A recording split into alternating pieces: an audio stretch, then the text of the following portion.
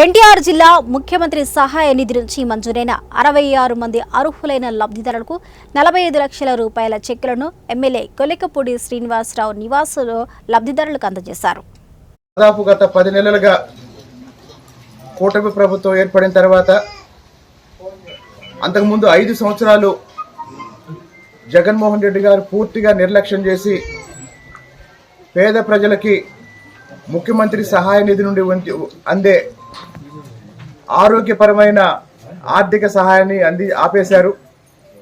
ఇప్పుడు మళ్ళీ కూటమి ప్రభుత్వం పేద ప్రజలకి, మధ్యతరగతి ప్రజలకి వాళ్ళ ఆరోగ్యానికి భరోసా కల్పిస్తూ ముఖ్యమంత్రి సహాయ నిధి నుంచి ప్రతి నెల కొన్ని కోట్ల రూపాయలు విడుదల చేయడం జరుగుతుంది.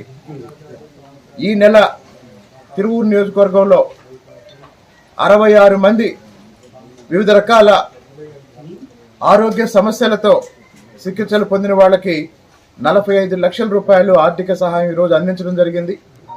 కాబట్టి పేద మధ్యతరగతి ప్రజల ఆరోగ్యం గురించి చంద్రబాబు నాయుడు గారి నాయకత్వంలోని కూటమి ప్రభుత్వం ఎంత శ్రద్ధ తీసుకుంటుందో అర్థం చేసుకొని రాష్ట్ర ప్రజలందరూ కూడా చంద్రబాబు నాయుడు గారి నాయకత్వాన్ని బలపరాల్సిన అవసరం ఉందని ఈ సందర్భంగా తెలియజేస్తున్నారు. నమస్కారం. దాదాపు గత 10 నెలలుగా కూటమి ప్రభుత్వం ఏర్పడిన తర్వాత